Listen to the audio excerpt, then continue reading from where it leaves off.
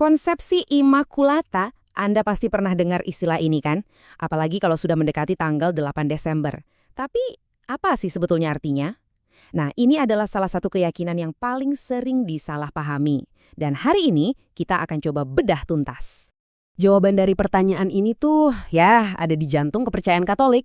Ini adalah sebuah doktrin yang dirayakan setiap tahun, tapi ironisnya juga salah satu yang paling sering salah diartikan dalam kekristenan. Oke, jadi ini dia peta perjalanan kita.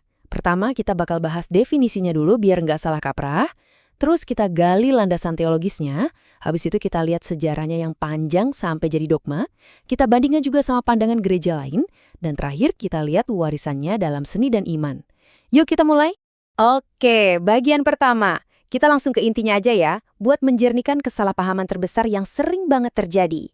Nah, ini dia kuncinya. Banyak banget orang yang mengira ini tentang kelahiran Yesus dari seorang perawan. Bukan, itu beda lagi.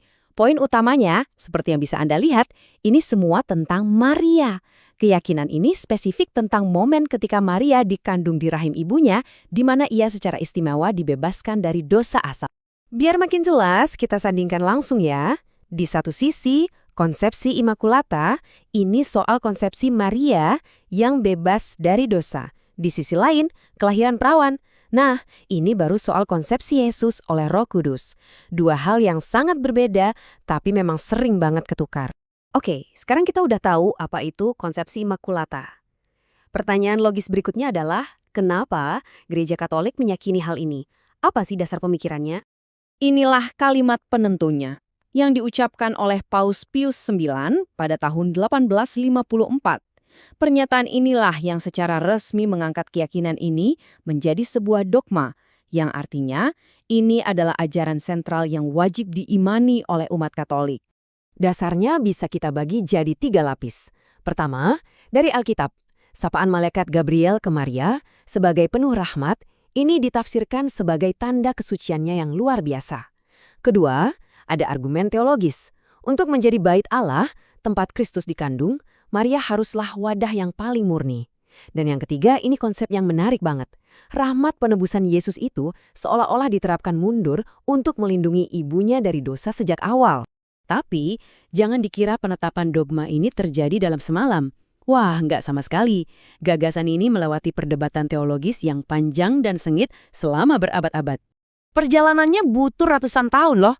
Dimulai dari perayaan yang diresmikan di abad ke-15, terus dibahas tapi tanpa keputusan final di Konsili Trente, sampai akhirnya di tahun 1854 didefinisikan sebagai dogma. Yang paling menarik, cuma 4 tahun setelah itu ada penampakan di Lourdes, di mana sosok itu memperkenalkan diri sebagai akulah konsepsi Immaculata, yang seolah-olah menjadi peneguhan ilahi. Nah, pandangan Katolik ini kan spesifik banget ya. Terus gimana dengan tradisi-tradisi Kristen lainnya? Ternyata pandangan mereka sangat beragam. Seperti yang bisa kita lihat, posisinya beda-beda. Teman-teman Protestan umumnya menolak karena ajaran ini tidak tertulis secara eksplisit di Alkitab. Gereja Ortodoks Timur juga menentang, tapi bukan karena mereka nggak menghormati Maria, melainkan karena mereka punya pemahaman yang berbeda soal konsep dosa asal itu sendiri. Uniknya, Gereja Ortodoks Ethiopia dan Eritrea justru menerima doktrin yang serupa berdasarkan tradisi mereka sendiri. Jadi, apa sih dampak nyata dari dogma yang baru diresmikan di abad ke-19 ini? Pengaruhnya ternyata jauh melampaui diskusi teologis. Ia merasap ke dalam ibadah, budaya, dan terutama ke dalam dunia seni. Pengaruhnya bisa kita lihat di mana-mana. Mulai dari tanggal 8 Desember yang jadi hari raya penting, sampai simbol-simbol dalam karya seni. Kalau Anda lihat lukisan Maria berdiri di atas bulan sabit, pakai jubah biru, dan menginjak ular, nah itu semua adalah representasi visual dari kemurniannya menurut doktrin ini. Jadi ini tuh lebih dari sekedar definisi teologis yang rumit. Ini adalah sebuah ide yang membentuk cara jutaan orang beriman, yang menginspirasi karya seni, dan yang membangun budaya. Pertanyaan akhirnya untuk kita renungkan adalah, bagaimana sebuah dogma yang usianya sudah lebih dari 150 tahun ini terus punya gaung yang begitu kuat di dunia modern kita sekarang? Sesuatu untuk kita pikirkan bersama.